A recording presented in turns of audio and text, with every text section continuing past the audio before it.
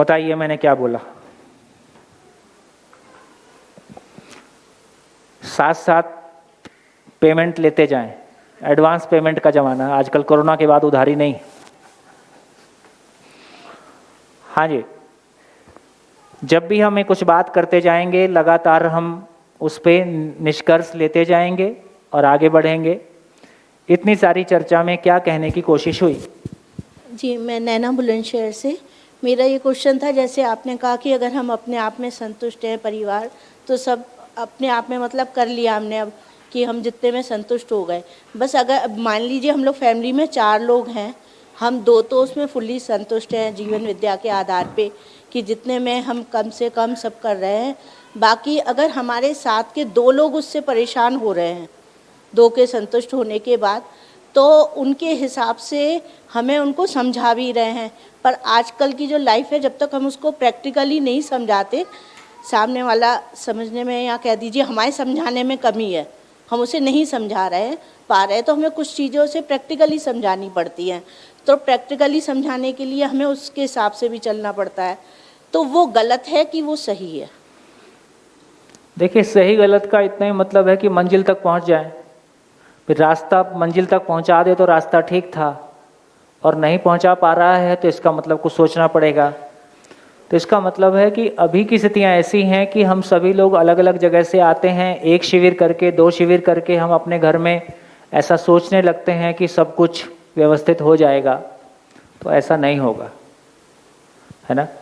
शिविर मात्र इस बात की सूचना है कि संभावना शिविर में आपको दिखाई दे जाएगा। नेगेटिव वाला आपके भीतर, जैसे अभी सामान्य सोच क्या रहती है, राजनीति में कुछ नहीं हो सकता है, समाज में कुछ नहीं हो सकता है, संबंध में कुछ नहीं होता है, आदमी कभी नहीं सुधरेगा, ये सब ऐसे ही चलेगा। तो अगर एक सोच ऐसी रहती है।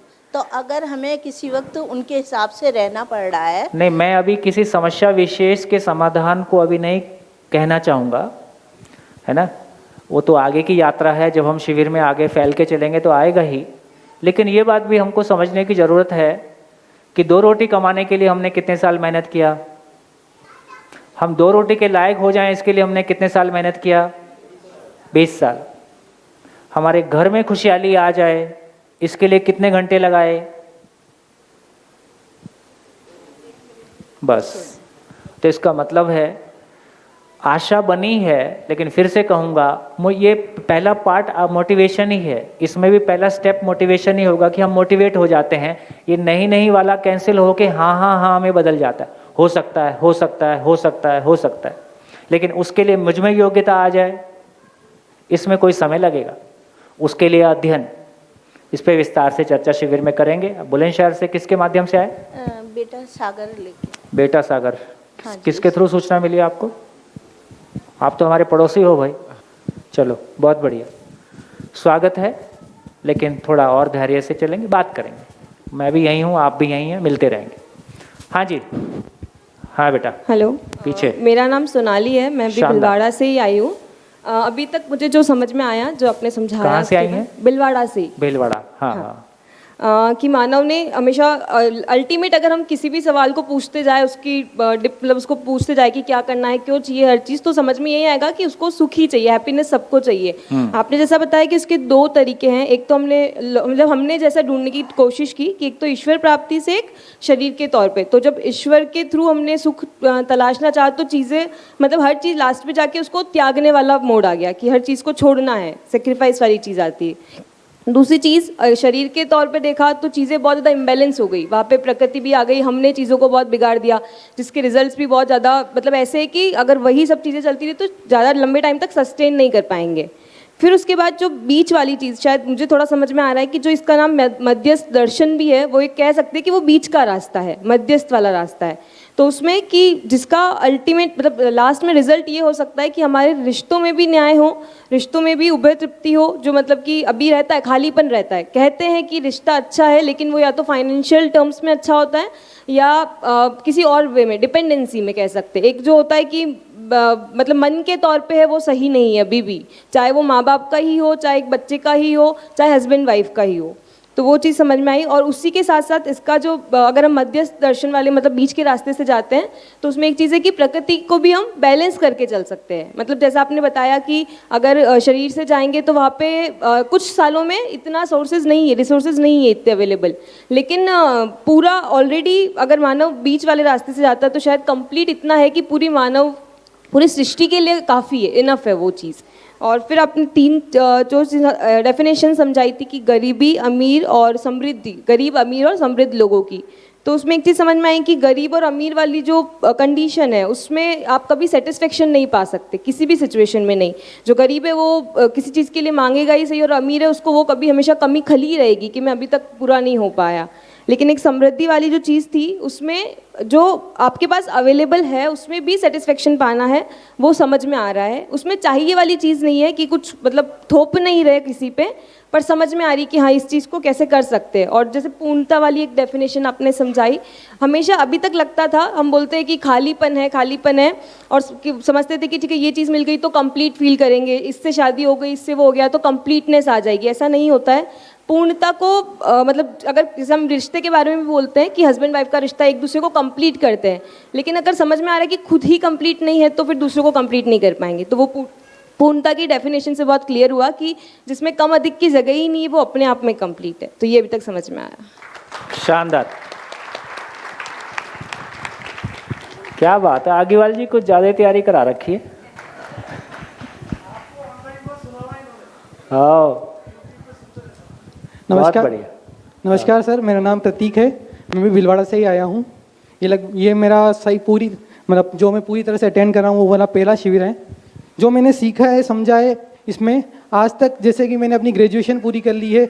जब हम स्कूल में थे हमको सिखाया जाता था कि ये कर लो फिर तुम्हारी ज़िंदगी अच्छी हो जाएगी, ग्रेजुएशन कर लो तुम्हारी ज़िंदगी अच्छी हो जाएगी। नहीं, वो 10 से शुरू करो। 10 से नहीं, हमको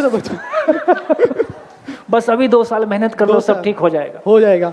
उसके बाद तुम्हारे आगे सुख ही सुख है। हमको ये शब्द हमेशा बताया जाता था कि 2 साल मेहनत कर लो, आगे सुख ही सुख है। फिर ग्रेजुएशन में आए, 3 साल मेहनत कर लो, सुख ही सुख है। फिर आगे गए, प्लेसमेंट में अच्छा कर लो तो पूरी जिंदगी में सुख ही सुख है। लेकिन वो सुख कभी खत्म ही नहीं हुआ। जब जॉब में चले और अभी शादी हुई नहीं है, होने के बाद समझ में आ जाता है बस यही है सुख है। एक चेयर यहाँ दे दो, एक चेयर दे दो। हमने जीवन में ज़्यादा एक्सपीरियंस नहीं किया है, लेकिन हम आसपास के लोगों के अंदर जो परीक्षण करते हैं, हम थोड़ा ऑब्जर्व करते हैं। हमने ये देखा कि हमारे जो माता पिता है, हमारे परिवार के लोग हैं, समाज के लोग हैं, उन्होंने भी अपने जीवन में वही किया है जो वो कर पा रहे हैं। लेकिन जो तृप्ति की भावना है, जो सुख की भावना है, वो आज भी उनमें नहीं दिखती है। खालीपन आज भी वहीं पर ही है। वहीं पर आज भी उनके अपनों के साथ जो भेद है, मतभेद हैं, उनके साथ जो लड़ाई झगड़े होते हैं, छोटी छोटी बातों पर लड़ाई झगड़े होते हैं। इससे ये प्रतीत होता है कि जो वो हमें बताते हैं उन पे उस रास्ते पर चल के उनको भी जीवन में वो नहीं पा सके जो वो हमें पाने की एक कल्पना दिखाते हैं। तो ये चीज़ हमें पता चलती है कि जो हम आज तक सीखते आए हैं उससे हमें वो तो नहीं मिल पाएगा जो हमें एक सही जीवन जीने के लिए, एक तृप्तिपूर्वक जीवन जीने के लिए, सुखपूर्वक जीवन जीने के लिए चाहिए। आपने जैसे अभी बताया कि हम गरीब, हमें हमारी ये सारी की सारी चीज़ें सिखाई जाती है कि ताकि हम साधन संपन्न बन सके। और हमको उसको ये प्रिटेंड करके बताया जाता है कि साधन संपन्न बनना ही सुखी होना है। जो बाद में हम जब पाते हैं, साधन संपन्न हो जाते हैं, हम एक अच्छा पैकेज लग जाते हैं, अच्छी इनकम हो जाती है, बाद में भी अंदर खालीपन महसूस होता है। तो उससे ये पता चल जाता है कि साधन और संपन्नता मिलने से सुख की प्राप्ति नहीं होगी। फिर जो अमीर बन जाते हैं, अमीर लोगों को हम देखते हैं तो अमीर लोग हम देखते हैं कि आज तक बहुत से लोग सुसाइड कर रहे हैं, बहुत से लोग मतलब करोड़पति लोग भी सुसाइड कर जाते हैं। हम उनको देखते हैं जिनके पास वो सारी लग्जरीज है जो हम अपनी कल्पना में भी नहीं सोच पाते हैं। वो उन लोगों को हम देखते हैं कि वो दुखी होकर अपने जो उपलब्ध साधन है उनसे भी उनको अधिक चाहिए था और वो अधिक प्राप्त नहीं कर पाए। उनके रास्ते में कोई रुकावटें आई और उसके कारण उन्होंने जिंदगी से त्याग कर दिया। तो ये चीज़ हमने देखी। तो उसके बाद ये चीज़ समझ में आती है कि अगर हम अमीर भी बन गए तो जो मानसिक गरीबी है वो साधन संपन्नता से दूर नहीं होगी, मानसिक गरीबी वही बनी रहेगी। तो हमें जो प्राप्त करना है वो हमें समृद्धि प्राप्त करनी है कि मैं अपने आप में पूर्ण हूँ, मेरे रिश्ते पूर्ण हो, मेरी जो आवश्यकताएं हैं, अधिकतम आवश्यकताएं मेरी क्या हो सकती है, रोटी कपड़ा मकान, वो मैं प्राप्त कर सकूं, यही मेरी उपलब्धि होगी और उसी से मैं एक सुखी जीवन प्राप्त कर सकूं। धन्यवाद। हाँ जी। हाँ सर, हाँ से बोल रहा हूँ। मेरा नाम अमित है और अभी तक मैं जो कहाँ कुछ से भी- हो? भीलवाड़ा से हूँ सर। भीलवाड़ा से। तो अब तो भीलवाड़ा सुनने से ही ऐसा लगता है कि तो अभी तक जो भी मैंने समझा है उसको समराइज थोड़ा माइक करूंगा। पास में। सबसे पहला जो सेशन आपने लिया, जो आधे एक घंटे का सबसे शुरू का सेशन था, उसमें आपने एक ग्राउंड सेटअप कर दिया, कैनवास सेटअप कर दिया कि दिमाग में जो भी आप लेके आए हो यहाँ पर बाहर रखो। आपका जो दिमाग है वो ब्लैंक पेपर की तरह होना चाहिए, ताकि मैं जो उस पर जो भी लिखूँ वो अच्छे से लिखना आए। ठीक है? नहीं, मैं किसी भी कुछ नहीं चीज़ पे- लिखूंगा, लिखेंगे आप ही। हाँ, ठीक हाँ, लगेगा मतलब तो आप स्वयं- लिखेंगे, मैं कुछ नहीं लिखूंगा। हाँ जी। स्वयं के लिए ये शिविर है, जिसमें आप ये बात बताओगे कि हाँ, स्वयं को ऐसा क्या करना है कि स्वयं आप इतने एबिलिटी आप में इतनी हो जाए कि आप खुद का भी सब कुछ ठीक कर पाओ और दुनिया का भी कर पाओ। राइट? सेल्फ इंट्रोस्पेक्शन द्वारा जो भी हमारा होता है वो आप कर पाए। जो सेकंड सेशन अभी आपने लिया, उसमें आपने ये बताया कि मानव सुख प्राप्त करने के 3 तरीके हैं। पहला तरीका, ईश्वर की साधना में लग जाओ, जिसमें आपको हर चीज़ एक मिनिमलिस्टिक तौर पे देखनी पड़ती है कि कम से कम कपड़ा पहनो, उसमें भी सुख है, कम से कम खाओ, उसमें भी सुख है। मतलब शरीर को जितनी ज़रूरत है उतना काम करो, उसमें भी आप खुश रहते हैं। यही साधु संत हमारे करते हैं। जो दूसरी आपने तरीका बताया, वो बताया कि अधिकतम वाला, जो पिछले 200 से 300 सालों से चलता आ रहा है कि नहीं, आज मेरे पास छोटी गाड़ी है तो अब मैं फॉर्च्यूनर लाऊंगा, उसमें आदमी कभी खुश नहीं रहता। और फिर जो आपने तीसरा रास्ता बताया, बीच का रास्ता जो निकाला, जो असली मानव को जीना चाहिए आज के मॉडर्न वर्ल्ड में, जिस तरीके से इंसान जी रहा है उसको किस तरीके से सुख वो प्राप्त कर सकता है, वो आपने बताया कि बैलेंस्ड लाइफ हो परिवार की, और परिवार के दिमाग में एक इमेजिनेशन या फिर बोलें कि एक संतुष्टि रहे हमेशा ज़िंदगी भर की, समृद्ध परिवार है मेरा, मेरे परिवार में कोई कमी नहीं है। ये एक बार भावना आ जाएगी तो भाई बहन में झगड़ा नहीं होगा, माँ बापों का ऐसे माँ बाप को बेटा परेशान नहीं करेगा, उनका भी ध्यान रखा जाएगा। इस तरीके से परिवार एकदम बैलेंस्ड हो जाएगा, जो आपने तीसरा तरीका बताया उससे। और आपने मनोस्थिति बताई है मानव की 3 तरीके की, एक तो गरीब, एक अमीर और एक समृद्ध। तो गरीब होता है वो पैसे से गरीब होता है, और फिर तुलना करता है खुद की दूसरों से, जिससे उसको पता लगता है कि यार इसके पास ये गाड़ी है, मेरे पास तो कुछ भी नहीं है, तो वो दुखी रहता है। अब अमीर होता है जो भी तुलना करता है, तो ये तुलना को हटा दिया जाए, जैसा आपने पहले ही सेशन में बताया था कि तुलना हटा दें, तब आपको ये चीज़ ज़्यादा समझ में भी आएगी और प्रभावी भी होगी। तो वो मुझे समझ में आया। और आपने और ये बताया कि ये जो शिविर है, जीवन विद्या शिविर, एक मध्यस्थ दर्शन का निकला हुआ तरीका है, जो आप पूरी दुनिया में फैलाना चाहते हैं। काफ़ी अच्छा लगा मुझे। तो अभी तक तो इतना ही समझ में आया है सर। शानदार। हेलो हेलो हेलो सर, मैं शुभम जैन भिलवाड़ा से। सर जैसे कि आप देखो, बता रहे थे। एक टॉपिक पे भीलवाड़ा वाले 2 ही बोलेंगे बस। हेलो हाँ जी। सर, आपने जैसे 3 विधि बताई, ईश्वर विधि, एक शरीर विधि और मानव विधि, तो आप उनकी कमियां और उनके फायदे बता रहे थे, पर शायद बीच में आप रुक गए या कंप्लीट नहीं हो पाया, तो वो सुनना है सर। जी हेलो, हाँ जी, चलें।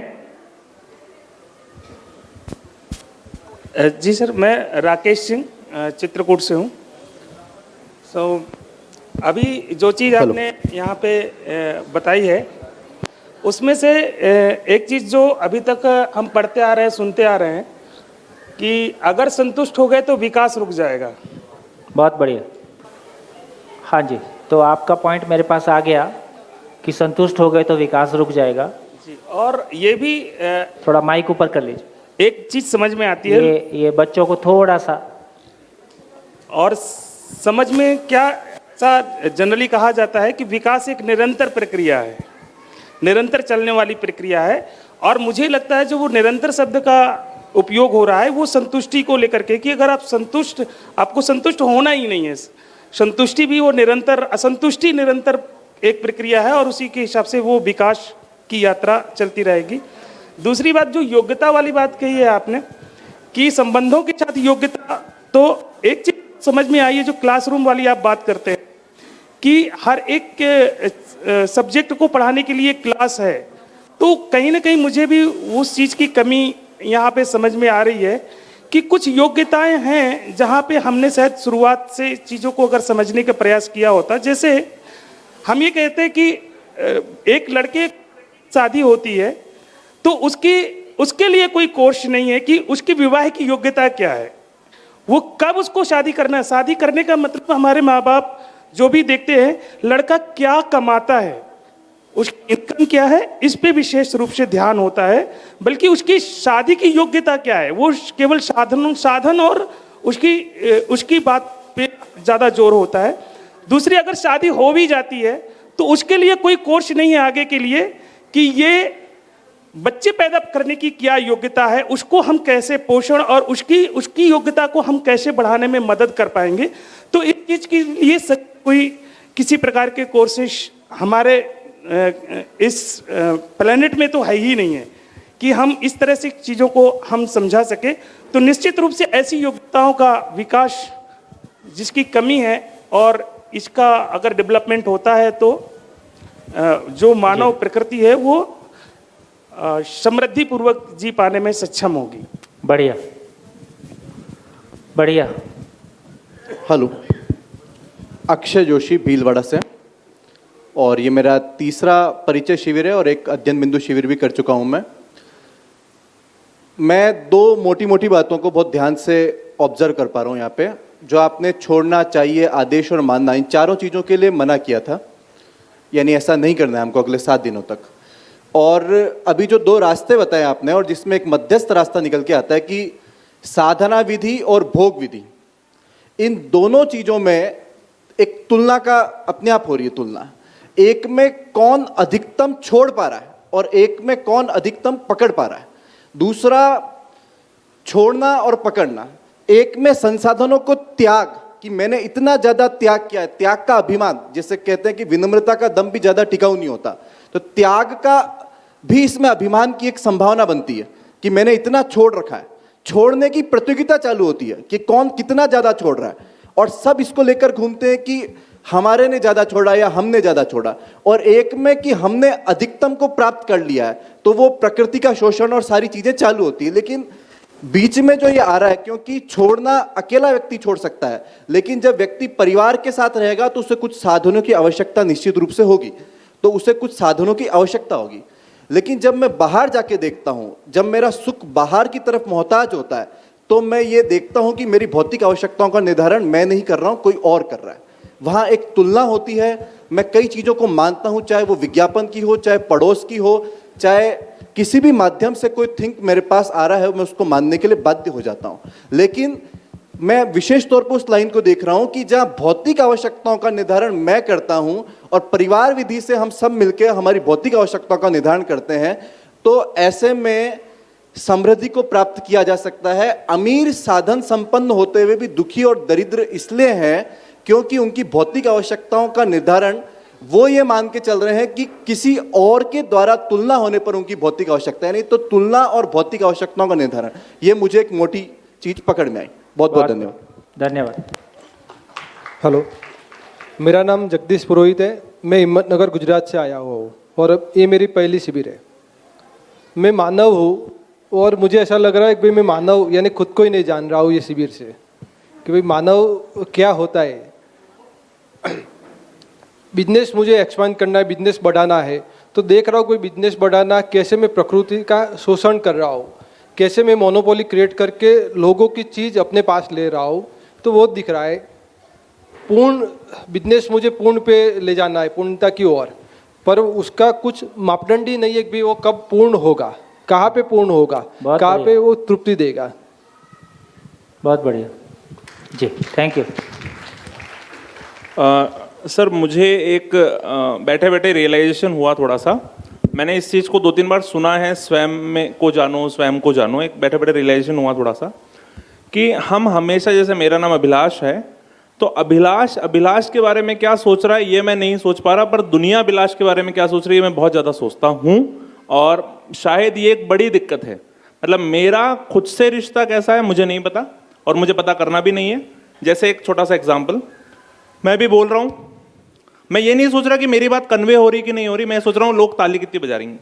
तो इसका मतलब ये है कि अभिलाष के बारे में क्या सोच रहा है मुझे पता नहीं है, पर दुनिया अभिलाष के बारे में क्या सोच रही है। इसी कारण से शायद शादी में भी ज़्यादा खर्च करना है मुझे गाड़ी भी बड़ी लानी है, ड्रेस भी ऐसी पहनी जिससे मैं दूसरे को चमका सकूं, शरीर नहीं ढकना है, दूसरे को चमकाना है। मुझे लगता है ये एक मोटा मोटी रिलेशन हुआ कि स्वयं में जानने को जो आप कह रहे हैं उसका मतलब ये है कि मेरा खुद से रिश्ता ठीक हो गया, जो एक सेल्फ लव वाली फीलिंग डेवलप हो गई, तो शायद दुनिया ऑटोमेटिकली ठीक है ही सही। मुझे ऐसा लगा सर। Thank you. नमस्कार। हेलो, मैं मनोज शर्मा, निवास उदयपुर और हाल मुकाम इंदौर। थोड़ा माइक पास रखें। हाल मुकाम इंदौर। तो कुछ कहानी के माध्यम से मैं बताऊंगा आपको क्या सीखने को मिला है मुझे। एक तो पहला आपका इंदौर से हैं? इंदौर, अभी निवास इंदौर है। इंदौर निवास, नेटिव प्लेस उदयपुर है मेरा। तो पहला तो है जो प्राप्त है वो पर्याप्त है, और दूसरा है कि आदमी को बुद्धिमानी का तो होना चाहिए ज्ञानी होने के साथ, क्योंकि ज्ञानी तो सब लोग हैं लेकिन बुद्धिमान कब लोग हैं। तो एक स्टोरी के साथ शेयर करूंगा मैं। क्लास चल रही है और सर ने पूछा अपने स्टूडेंट से एक को कि गोपाल बता हमारे पास कितनी किडनियां हैं। तो उसने बोला सर 4 है। तो सर और पूरी क्लास हंसने लगी, अरे क्या बेवकूफ़ जैसी गधे जैसी बात करता तू, 4 कहाँ किडनियाँ होती है, इसको लाओ, गधा है, इसको घास खिलाओ, घास की व्यवस्था करो। तो बच्चा बुद्धिमान था, बोले सर घास तो आप खाओगे, मैं तो चाय पीऊँगा, कॉफ़ी पीऊँगा। क्यों कि आपने प्रश्न क्या पूछा है कि हमारे पास कितनी किडनियाँ हैं, तो क्या जवाब होगा? 4 होगा। आपने प्रश्न गलत पूछा है। तो ज्ञान अलग चीज़ है और बुद्धिमान होना अलग चीज़ है। तो बुद्धिमान व्यक्ति था। और एक जो बात संतोष की जो हो रही थी कि आपके पास जो है प्राप्त है पर्याप्त है, वो एक सुधा मूर्ति की कहानी एक शेयर करूंगा मैं। सुधा मूर्ति ने शेयर की कहानी, एक बार वो कहीं अपना व्यापार के सिलसिले में जा रहे थे, तमिलनाडु की घटना है ये। तो ड्राइवर था उनका और गाड़ी में वो थी, अचानक बरसात शुरू हो गई और अब देख रहा रास्ता आगे दिख नहीं रहा, इतनी तेज़ बारिश चल रही है। तो देखा किसी जगह 2 मिनट हम रेस्ट कर लेते हैं। तो देखा कि एक जीर्ण शीर्ण अवस्था में एक मंदिर है थोड़ा, तो वहाँ जाके वो रुके और वो सुधा मूर्ति जी थी, वो अंदर गई। देखा तो एक बड़े बुजुर्ग दंपति, जिनको शायद आंखों से भी कम दिखाई देता होगा, 60-70 वर्ष की उम्र होगी उनकी। तो वो भगवान शिव जी का मंदिर था पुराना। तो वह पूजा पाठ उनको, जैसा कि दक्षिण भारत में होता है कि आप जाते हैं तो आरती की एक थाली आपके आगे करते हैं वो, तो आप उनसे वो करो, आपकी जो श्रद्धा है 1 रुपया 2 रुपया 10 रुपया 100 रुपया आप रखो उसमें देवता का दर्शन करने के लिए। तो सुधा मूर्ति जी ने शायद उस टाइम 100 का नोट निकाला और उसकी थाली में रख दिया। तो दोनों पति पत्नी थे, बड़ी गंभीर नज़र से देखने लगे वो थाली में, क्योंकि उन्होंने कभी 100 का नोट देखा नहीं था। जनरली लोग बाग सिक्के रख देते हैं, 2 रुपया 4 रुपया 5 रुपया रख देते हैं। तो उन्होंने, उनका जो ड्राइवर था वो तमिल जानता था, क्योंकि कर्नाटक की है ये, तो इनको शायद तमिल मालूम नहीं थी सुधा मूर्ति जी को। तो बातचीत हुई, बोला नहीं ये 100 रुपया आप ले लो। तो उन्होंने बोला नहीं जरूरत नहीं, आपके दवाई दारू के काम आ जाएगा ये। तो बोले नहीं दवाई दारू हफ्ते में एक बार हमारे गांव का वेद आता है, वो मुझे दवाई दे जाता है। बोले खाने वाने के लिए व्यवस्था, बोले गांव वाले हैं हमारे खाने की व्यवस्था कर देते हैं वो खुद, और कुछ कपड़े वगैरह कि नहीं, वो कुछ लोग आते हैं हमको दे जाते हैं धोती वगैरह, इनको साड़ी दी जाती है, तो वो हमारी आवश्यकता पूरी हो जाती है। ये आप रुपया रख लो, और जितनी यहाँ जो रखा जाता है 1 रुपया कि नहीं तुम्हारा अगरबत्ती वगैरह दिया जलाने के लिए घी वगैरह, बोले उसकी भी हमको ज़रूरत नहीं है, ये सब व्यवस्था गांव वाले कर लेते हैं, हमको इसकी आवश्यकता नहीं है। तो ये हुआ एक संतोष के, उनको लालची होता आदमी तो ले लेता वहाँ चलो रख लो, लेकिन उनको इतना संतोष था कि हमारा काम चल रहा है, हमको इस चीज़ की आवश्यकता नहीं है। जो कहते हैं कि जो प्राप्त है वो पर्याप्त है। बहुत बहुत धन्यवाद। हाँ जी, बोलो बोलो। हेलो सर, मेरा नाम दिशा सेन है, मैं भीलवाड़ा से। भीलवाड़ा से तो नहीं? Yes sir. ये मेरा फर्स्ट शिविर है। सर मैंने इसमें सर गरीब और अमीर समृद्धि सर इस वाले पॉइंट पर ध्यान दिया कि गरीब भी इंसान है, अमीर भी इंसान है और समृद्धवान व्यक्ति भी इंसान है। यहाँ पर बात करने वाला पॉइंट ये है कि समृद्धवान इंसान वो है जिसको मतलब सर जैसा कि सर ने बोला कि स्वयं को स्वयं में जानना, वो समृद्धवान है। यहाँ पर सर एक बात है कि सोसाइटी हमारे ऐसा होता है कि हम दुखी इसीलिए है कि पड़ोसी सुखी है। इस बात को सर मैं एक पॉइंट से समझाऊंगी एग्जांपल से कि इस बात को समझाने की कहाँ जरूरत है? ये सर एग्जांपल के तौर से समझाऊंगी। हम सारे इसी के मारे हुए।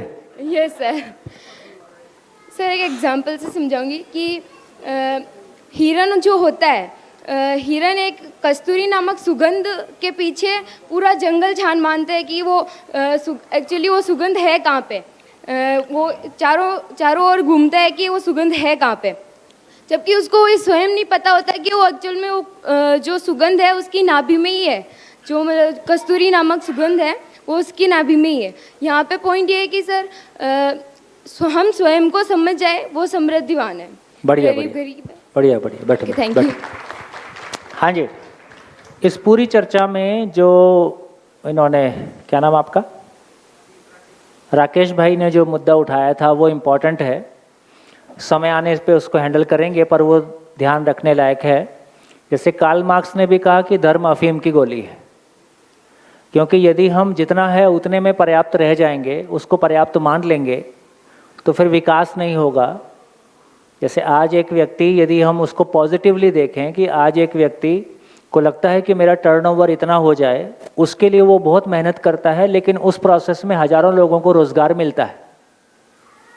यदि उसका पॉजिटिव पार्ट देखें तो ऐसा है ना। यदि आदमी के भीतर वो पर्याप्त वाला भाव बहुत जल्दी आ गया, पूरे समाज में ही बहुत मिनिमम में को पर्याप्त मानने की स्थिति आ गई, तो लगभग यदि हम देखें तो 91 के बाद जो इकोनॉमी, फ्री इकोनॉमी हुआ, जिस तरह से प्रोडक्शन हुआ, जिस तरह से चीज़ें आगे बढ़ी, तो धर्म के ऊपर ये दोष आता है कि जो है उसको पर्याप्त मान लो, उससे फिर विकास रुकता है। या अभी जो बात कही कि संतुष्ट हो गए तो विकास नहीं होगा, इसको भी उलट के देखें तो फिर ये फंस जाता है। विकास क्यों करना है? विकास क्यों करना है? ताकि संतुष्ट हो जाएं, और संतुष्ट हो गए तो विकास रुक जाएगा। इसका मतलब असंतुष्ट रहना है। तो हमको असंतुष्ट रहना है, पर सारा प्रयास संतुष्ट होने के लिए है। ये लॉजिकली फंसा हुआ मामला है। तो इसको हैंडल करेंगे, लेकिन मैं फिर से क्लैरिटी के साथ बोल दूं कि ये दोष एक आता है कि आदमी को महत्वाकांक्षी नहीं होना चाहिए। महत्वाकांक्षी नहीं होगा तो बड़ा कैसे सोचेगा? बड़ा नहीं सोचेगा तो चाहे भौतिक क्षेत्र की बात करें, चाहे सामाजिक क्षेत्र की बात करें, तो चीज़ें आगे कैसे बढ़ेंगी? तो इसका मतलब है कि वो संतुलन बिंदु कहाँ होगा? तो आदमी को महत्वाकांक्षी नहीं होना चाहिए, शायद ये कहना उचित नहीं है, क्योंकि मानव में सोचने समझने की क्षमता सीमित है कि असीमित है? असीमित है। असीमित यदि क्षमताओं का मालिक मानव है, तो वो अपने आप को सीमित रखेगा कि असीम को छूना चाहेगा? ये रुकेगा तो नहीं, ये रुकेगा तो नहीं। तो आदमी को महत्वाकांक्षी होना ही है, वो होना ही चाहता है, लेकिन उसकी दिशा क्या होगी, उसका संतुलन बिंदु कहाँ होगा, कहीं ना कहीं उसको पहचानने की ज़रूरत है। हमारी चर्चा में एक बात ये भी आ रही थी कि अभी तक ऐसा लगता था कि अमीर और गरीबी की चर्चा को लेके, तो अभी तक हमको ऐसा लगता है कि कुछ पाने के लिए कुछ खोना पड़ता है। कितने लोग सहमत हैं? कुछ पाने के लिए कुछ खोना पड़ता है, ठीक? ऐसा हम सब ने सुना है। हम चाहते क्या हैं? बिना कुछ खोए सब कुछ पाया जा सकता है ना। हमारा कपड़े भी ठीक हो, हमारा खाना भी ठीक हो, हमारा घर भी ठीक हो, हमारी सड़क भी ठीक हो, हमारा स्टेशन भी ठीक हो, हमारा एयरपोर्ट भी ठीक हो, हमारी गाड़ी भी ठीक हो, और हमारा मन भी ठीक हो, ये मन भी ठीक हो।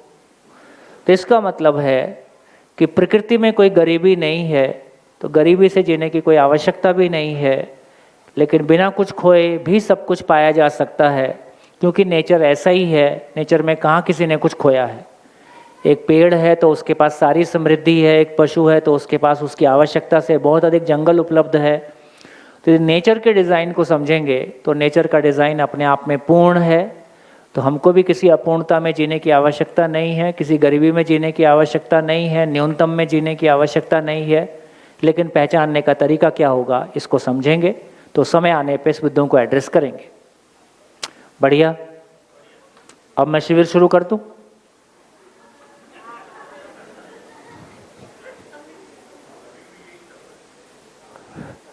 अभी तो वो मंच बनाते ना, डंडे वंडे लगाते, बीच में मंच बनाया है। तो अब मैं शिविर को शुरू करता हूं। तो देखिए, सारी चर्चा का सार ये निकला कि समझने वाला कौन है? ईश्वर को समझेगा तो कौन समझेगा? भूत को समझेगा तो कौन समझेगा? मानव को समझेगा तो कौन समझेगा? साइंस को समझेगा तो कौन समझेगा? समझने से सुखी होगा तो कौन होगा? समझने से दुखी होगा तो कौन होगा? ये मैं कौन है? अभी भी हम देखें तो हम अपने आप को कैसे पहचानते हैं? मैं किसी की बेटी, किसी की पत्नी, किसी की माँ, कोई ऑफिसर, किसी का पिता, किसी का बेटा, किसी शहर का रहने वाला, किसी डिग्रीधारी, कोई पद वाला, सबको हटा दें तो मानव रूप में मेरी पहचान क्या है? यहाँ से बात को शुरू करते हैं। यहाँ से बात को शुरू करते हैं। देखिए, दो शब्द हमारे बीच में काफ़ी, दो लाइनें हमारे बीच में काफ़ी प्रचलित हैं। कुछ लोग जीने के लिए खाते हैं और कुछ लोग खाने के लिए जीते हैं। सुना? सभी ने सुना? तो कितने लोग इस सभा में हैं जो खाने के लिए जीते हैं?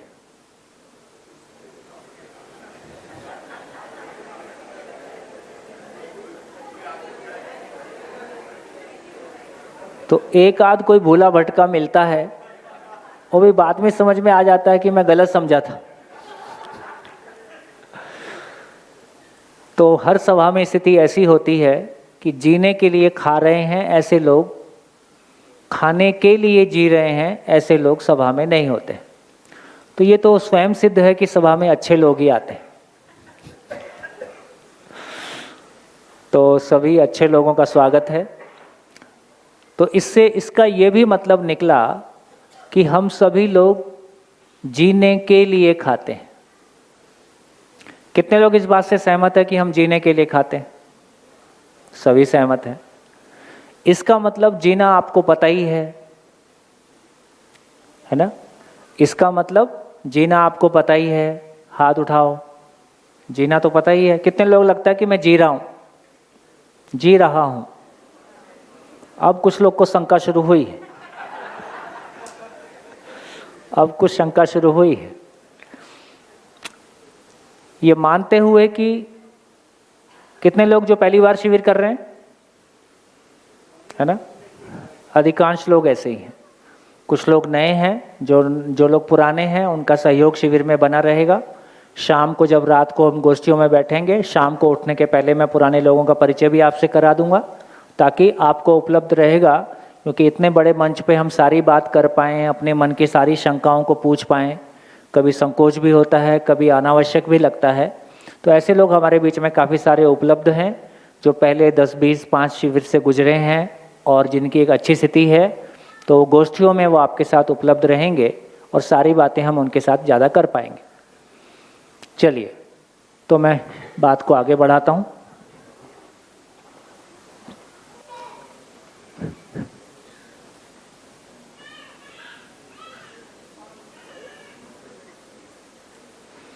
चलिए, जैसा कि अभी हमने चर्चा किया,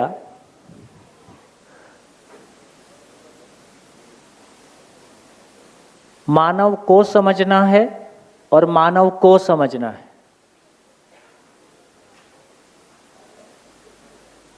ये बात पहुंचे? नहीं पहुंचे? बोल के बताओ।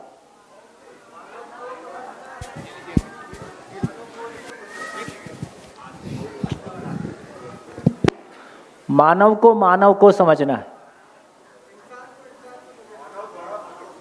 हाँ, समझने वाला मानव है और समझने की वस्तु भी मानव है। तो इस समझने की बात को आगे ले जाने के लिए हम दो बातों पे चर्चा करते हैं, ताकि हमारी क्लैरिटी बनेगी।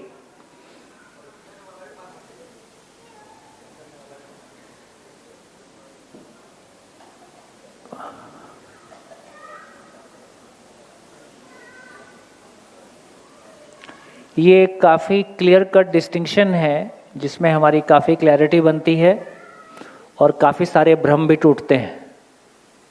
आज शाम तक हम एक अच्छी स्थिति में पहुंचेंगे।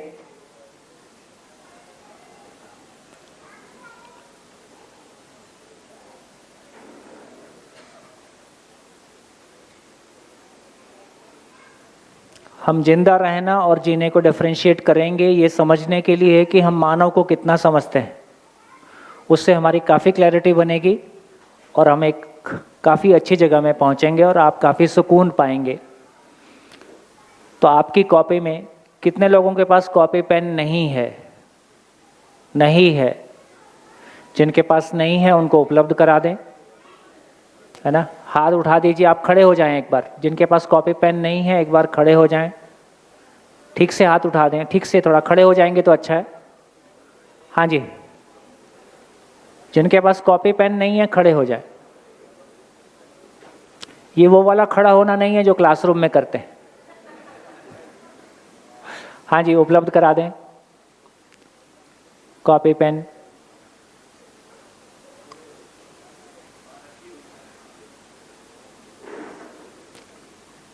हाँ जी, आ गया। 2 ही है, लंच के बाद, है ना, लंच के बाद उपलब्ध करा देंगे। चलिए, तो अपनी अपनी कॉपी में ये टेबल बनाइए और जिंदा रहना और जीना को डिफरेंशिएट करिए कि आपके अनुसार जिंदा रहने और जीने में क्या अंतर है। जिंदा रहना और जीना दोनों एक ही बात है कि अलग अलग बात है? अलग अलग है। लिखिए क्या अलग अलग है।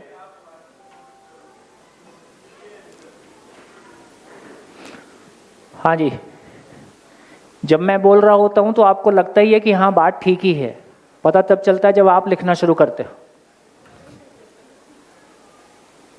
इसलिए लिखने का बहुत फायदा है। हाँ जी, जिसके 10 पॉइंट्स हो जाएं बता देना।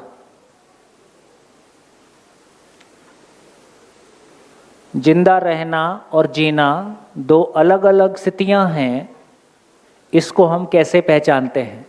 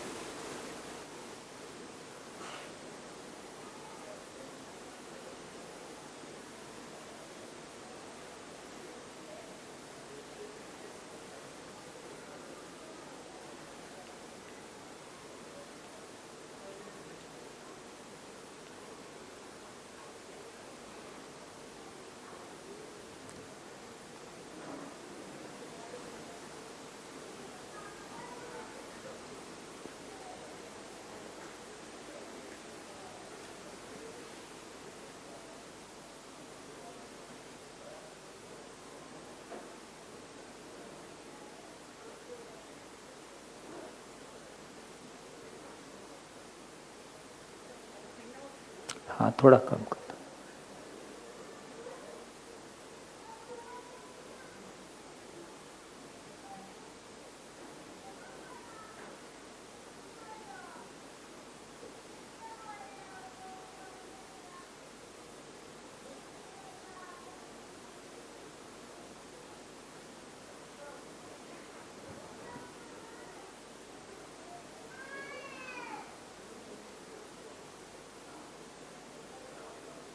हाँ जी, 10 होने से बताएं जो 10 अंतर लिख पाएं। चलो 5 होने से बताएं। ठीक है, जो लोग YouTube से नहीं देखे हैं वो लोग बोलेंगे।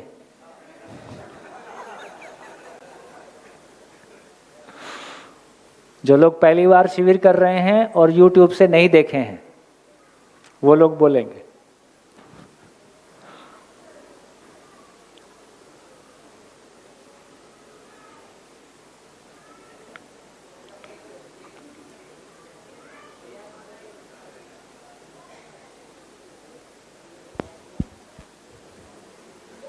तो मैं 5 पॉइंट लिख पाया हूँ। सोच रहा था 5 और लिखने के लिए, लेकिन उससे पहले आपने बोल दिया कि लिखो 5 लिखो भी हो तो 5 और चलेगा। लिखो फिर बोलना। नहीं नहीं सर, नहीं अभी लिखो। सही है। नहीं तुम तो 5 लिखो। सही, सभा चल भी जाएगी आगे।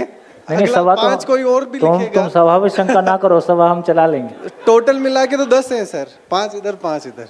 अच्छा ये देखो, ऐसे ही लोगों ने आदिवासियों का शोषण किया है। आपकी जानकारी के लिए, नॉर्थ ईस्ट में या बस्तर में भी लोगों ने ऐसा किया है। 1 मीटर कपड़ा 80 रुपए का। 1 मीटर कैसे 1 मीटर होगा? 1 मीटर, 1 मीटर, 1 मीटर, 1 मीटर, तो 1 मीटर को 4 मीटर बोल के बेचा।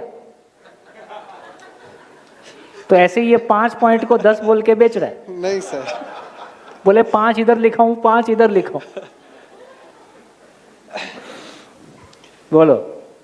तो मेरी नज़र में जिंदा रहना और जीना में जो मेन डिफरेंसेस हैं वो मैंने लिखे हैं। जिंदा रहना में खुशी हो ना हो इसकी गारंटी नहीं होती। हाँ जी, एक सेकंड, बाकी लोगों ने अभी लिख रहे थे, मैंने बीच में ये शुरू हो गया, तो बाकी लोग सुनते भी रहिए, लिखते भी रहिए। तो अकॉर्डिंग टू मी जिंदा रहने में खुशी हो ना हो इसकी गारंटी नहीं होती, लेकिन जब इंसान जिंदगी जीता है तो उसकी खुशी निश्चित है, क्योंकि वो सोच के जीता है कि उसको किस चीज़ में खुश रहना है। हाँ। दूसरा, जिंदा रहना मतलब एक शरीर के ढांचे को सिर्फ खड़ा रखना, लेकिन जब जिंदगी जीता है इंसान तो शरीर को एकदम स्वस्थ रखता है। वो ये कोशिश करता है कि उसका शरीर, उसके बॉडी पार्ट्स, उसकी जो मशीनरी है बॉडी की, वो फिक्स रहे। हाँ।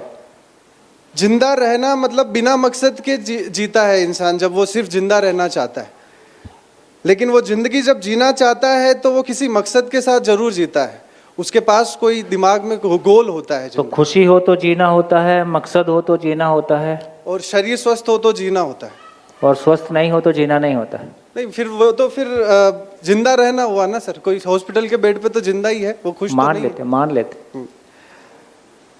जिंदा रहने के लिए, जब इंसान जिंदा रहता है तो वो सिर्फ खुद के लिए सोचता है कि मैं ये कर लेता हूँ, मैं वो कर लेता हूँ, क्योंकि अल्टीमेटली उसको सिर्फ खुद के बारे में सोचना है।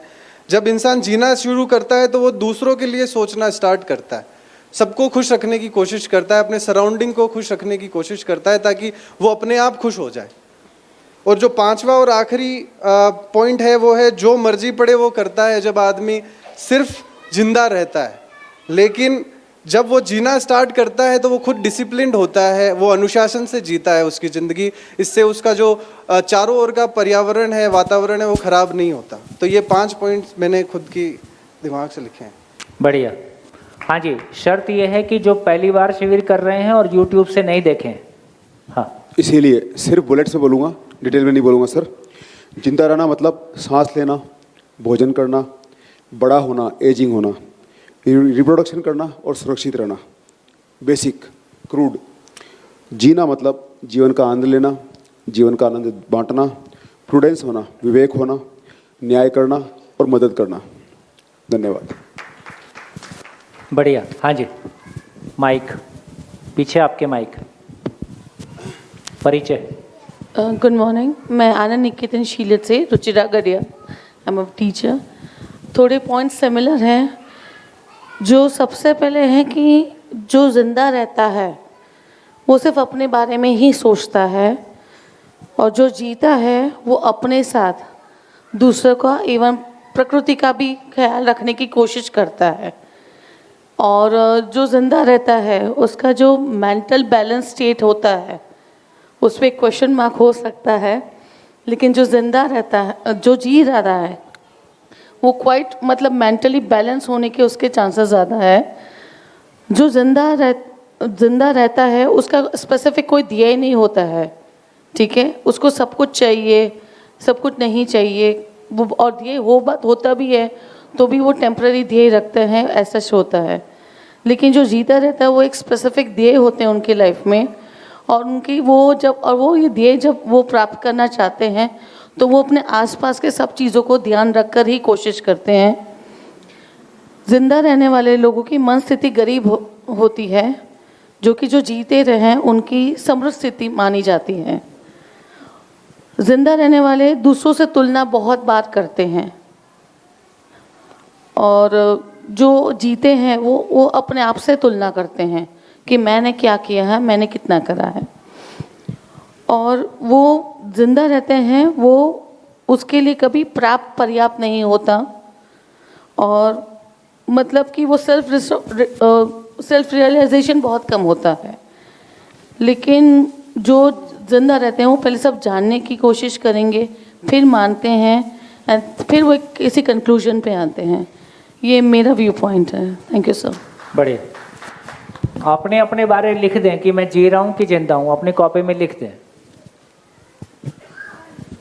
अपने अपने बारे अपनी कॉपी में लिख दें। आप अपने बारे में क्या मानते हो कि मैं जी रहा हूं कि मैं जिंदा हूं, लिख दें और नीचे साइन मार दें।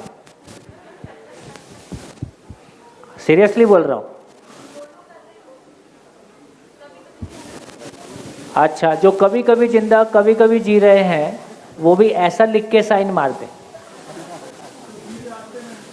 अब ऑप्शन तो दे दिया, और कितना बीच निकलेगा? या तो जिंदा हो या जी रहे हो या दोनों हो। अब चौथा तो निकलेगा नहीं। जिंदा हो, मरे तो हो, मरा हुआ तो सभा में है नहीं। जिंदा होने से हाँ, तो फिर वो हो गया ना, कभी अधिकांश जिंदा हैं, कभी कभी जी लेते हैं। ठीक है, तो अपनी स्टेटमेंट लिख के नीचे साइन मार दो। आप जो भी हो अपनी स्टेटमेंट लिख के नीचे साइन मार दो और आज की डेट डाल दो। करो करो भाई, शिविर का हिस्सा है ये, ऑप्शन नहीं है। एक सेकंड, सब कोई काम कर रहे हैं, थोड़ा रुक जाते हैं। हाँ जी, अपना अपना स्टेटमेंट लिखिए कि मैं जिंदा हूं या मैं जी रहा हूं या कभी खुशी कभी गम। जो लिखना चाहते हो वो लिखिए, लेकिन लिख के नीचे साइन मार के डेट डाल दीजिए।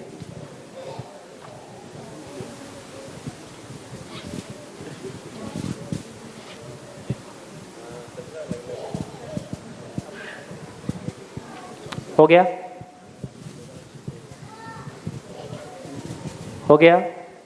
कितने लोगों ने किया हाथ? थैंक यू, धन्यवाद। हाँ जी, परिचय सहित। जगदीश पुरोहित, हिम्मतनगर।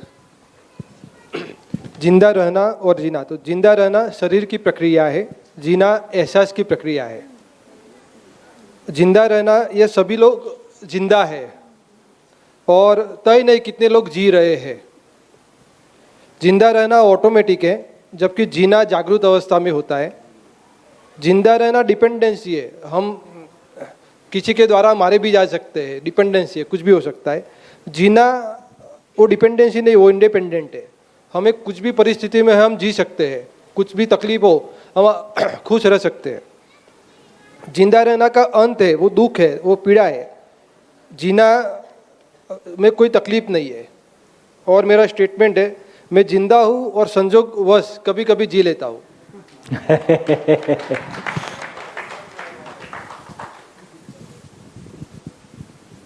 हाँ जी। हाँ जी, मैं बुलंदशहर से नैना।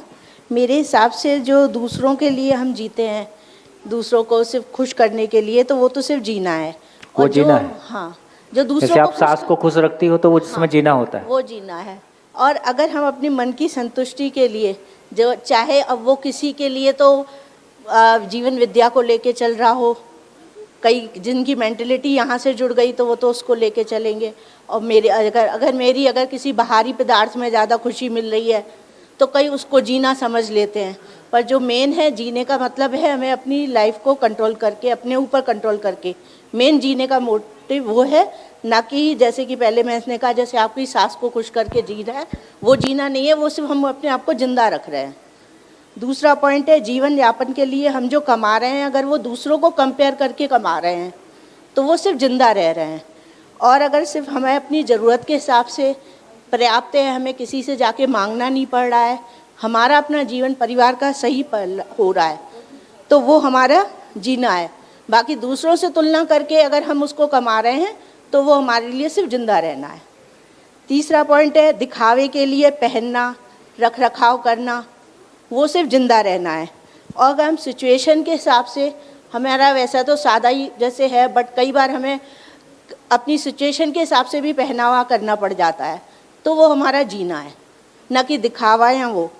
और चौथा पॉइंट है, सिर्फ दूसरों को खुश करना, वो तो जिंदा रहना है।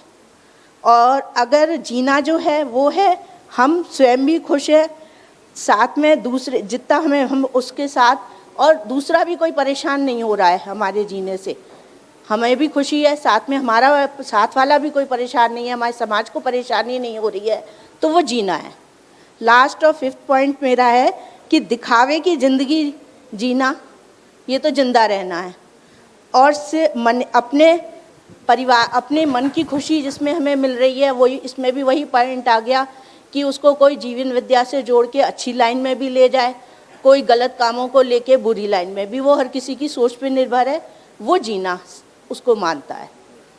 और मेरे जो आपने कहा था लास्ट रिजल्ट जिंदा हूँ कि जीना हूँ, वो मैंने अभी तक देखा है कि फैमिली के साथ हमें फ्लेक्सिबल रहना पड़ता है, कभी हमें जिंदा भी रहना पड़ता है, कभी हमें अपने हिसाब से जीना भी पड़ता है। बढ़िया। हाँ जी, नमस्ते सर। सर मेरा नाम अजय सिंह है, मैं भीलवाड़ा से हूँ। और मेरे सभी लोगों ने अपने अपने यूट्यूब से किया हुआ है तुमने? नहीं पहली, सर, पहली बार शिविर कर रहे हो? प्रॉमिस सर, नहीं किया। मन तो किया था सर कि आपके जो 40 घंटे के वीडियोस हैं वो यूट्यूब से देख के यहाँ पे नहीं आऊँ, लेकिन जो मेरे बड़े भैया हैं उन्होंने बोला कि नहीं, यहाँ का एक अलग माहौल है और सर के साथ सामने जब चीज़ें आएंगी तो अधिक स्पष्टता मिलेगी, इसलिए आना। बढ़िया बढ़िया। सर सभी ने अपने अपने पॉइंट्स गिना दिए और ऑलमोस्ट 50-40% उन्होंने बता दिए। जो 100% वो आप बताएंगे, बाकी 2-3 जो मोटे मोटे लगे मैं बता मेरे अनुसार। सर आहार, निद्रा, भय, मैथुन, ये जो 4 एस्पेक्ट्स हैं सर जीवन के, ये पशुओं में भी है और मनुष्यों में भी है, लेकिन मानव सर इससे परे थोड़ा अपने आप को, यानी कि मैं आई को जान करके थोड़ा आगे संसार के साथ डील कर सकता है, खुद को जान सकता है और चेतन जागृत होकर के जी सकता है, वो जीना कहलाएगा सर। अदरवाइज वो जिंदा रहना हो जाएगा। दूसरा सर, तृप्ति का अभाव है तो हम जिंदा हैं, और यदि तृप्ति का भाव है हमें, हम तृप्त हैं तो हम जी सकते हैं सर, हम उसे जीना कहेंगे। और तीसरा सर जो मुझे लगा कि हाँ ये है सह अस्तित्व सर, को एग्जिस्टेंस को बना करके अगर हम इसकी समझ, इसकी स्पष्टता के साथ सर हम संसार के साथ व्यवहार करते हैं तो हम जी रहे हैं सबका, और नहीं तो फिर। Thank you sir. बढ़िया। हाँ जी, गुड। सर नमस्कार सर। मैंने कौन बोल रहा है? हम बोल रहे। मैं रजत पटेल आनंद गुजरात से हूँ। मैंने 11 पॉइंट्स बनाए हैं जिंदा रहना और जीने देखो, के बीच में। जितने लोगों ने बोल दिए हैं उसको रिपीट मत करना, उसके अलावा कोई हो तो बोलो। सबसे ज़रूरी बात यह है कि जो आदमी जिंदा रहने के लिए सिर्फ जीता है उसमें उत्साह की कमी होती है, और जो जीता है सचमुच में उसमें उत्साह बहुत होता है। जिंदा रहने में खुशी नहीं होती है, जीने वालों में खुशी होती है। जिंदा रहने वालों में संतोष नहीं होता है, जीने वालों में संतोष होता है। जिंदा रहने वाले लोग ध्यान अपनी आसपास की परिस्थितियों का उतना नहीं देते हैं, जबकि जीने वाले लोग छोटी से छोटी चीज़ों का ध्यान रखते हैं। हेतु नहीं होता है जिंदा रहने वालों के पास। सबसे ज़रूरी बात, जीने वालों के पास पर्पस होता है कि किसके लिए काम करे और कैसे काम करे। जिंदा रहने वालों के लिए उनमें उतना प्यार नहीं होता या फिर वो व्यक्त नहीं कर पाते हैं, जबकि जीने वालों में प्यार होता है और वो प्यार बांटते हैं हमेशा। प्रकृति के साथ संतुलन बनाए नहीं रखते हैं जो जिंदा रहते हैं सिर्फ, लेकिन जो जीते हैं वो प्रकृति भी आसपास की बनाए रखते हैं। फिर प्राणी की तरह जीवन व्यतीत करते हैं जो जिंदा रहते हैं वो, और मानव की तरह समझकर अपना जीवन विकसित करते हैं जो जीते हैं वो। स्थिर नहीं होता है जो जिंदा रहता है, और जो स्थिर रहते हैं और ध्यान मग्न रहते हैं उसी को जीना कहते हैं। दृष्टि दुखी होती है जिनकी, वो जिंदा रहते हैं। लेकिन जैसे आपने बताया कि जिनकी दृष्टि अमीर होती है वो सच में जीते हैं जिंदगी को, और जिंदा रहने वालों में स्वाभिमान की कमी होती है, सेल्फ कॉन्फिडेंस की, जबकि जीने वालों में स्वाभिमान सबसे पहले होता है। बहुत बढ़िया। और मेरा स्टेटमेंट है कि इस पल को नहीं जिया, इस क्षण को नहीं जिया तो क्या जिया। Thank you sir. ये आनंद में रहने से ऐसा हो जाता है क्या? हाँ जी, मैं सोचता हूँ कि इस टॉपिक को सर नमस्कार। काफ़ी मटेरियल आ गया है ना, तो आगे बढ़ते हैं ताकि ब्रेक के पहले एक व्यू आ जाए और ब्रेक के बाद कुछ, भोजन के बाद कुछ आगे बात करेंगे। तो यदि कोई बहुत विशेष बात नहीं है तो मैं टॉपिक को आगे बढ़ाऊं। आगे बढ़ूं? सबकी सहमति? चलिए, तो जितनी बातें आपने कही हैं उसको एक व्यवस्थित स्वरूप में रख देते हैं। काफ़ी कुछ आपने कह दिया है।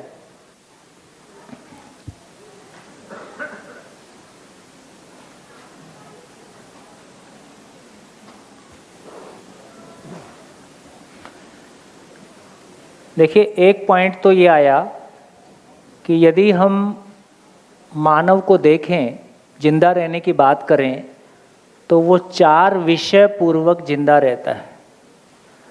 4 विषय का मतलब है आहार, निद्रा, भय और प्रजनन। ये 4 काम मानव में भी होते हैं, पशु में भी होते हैं। इस तरह से पशु और मानव अपने आप को मल्टीप्लाई करते हैं।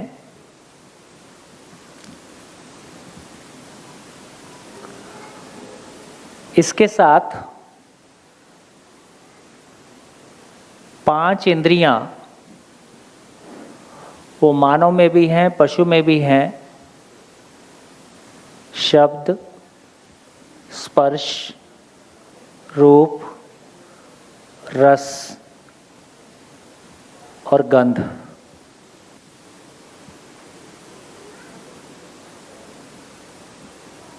ये पशु में भी है, मानव में भी है।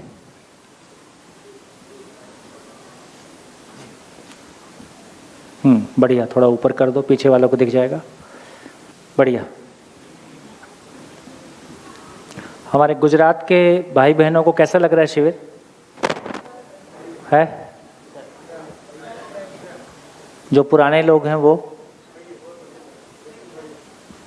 कमल मंगल जी, ऊर्जा काफ़ी है। राजस्थान की ऊर्जा है कि श्रीनाथ जी का आशीर्वाद है। बहुत बढ़िया। पहले ही घंटे से जैसा शिविर चला है और जैसा आप लोग का रिस्पांस है वो सब खुशहाली के लिए। खुशहाली कार्यशाला नाम ठीक दिया है। ये पहली बार जीवन विद्या शिविर को खुशहाली कार्यशाला नाम दिया गया है। वैसे इसको जीवन विद्या शिविर के नाम से ही करते हैं। तो देखिए, इसको थोड़ा समझते हैं। विशेष रूप से जो लोग पहली बार शिविर कर रहे हैं उनसे पूछ रहा हूँ कि आहार, निद्रा, भय और प्रजनन ये मानव में भी है, गाय, कुत्ता, पशु रूप में जो है उनमें भी है। शब्द, स्पर्श, रूप, रस, गंध, कान, नाक, आँख, 5 सेंसेस जिसको हम बोलते हैं, वो मानव में भी है, पशु में भी है। ये ठीक हो गया? अब ध्यान से सुनिएगा और ध्यान से उत्तर देना है, ताकि मैं कुछ और पूछ रहा हूँ, आप कुछ और बोल रहे हैं, ऐसा ना हो। 4 विषय और 5 इंद्रियों को पशु जैसा इस्तेमाल करता है और मानव जैसा इस्तेमाल करता है। दोनों एक ही जैसा है कि अलग अलग है? फिर भीलवाड़ा वाले चुप रहना तुम।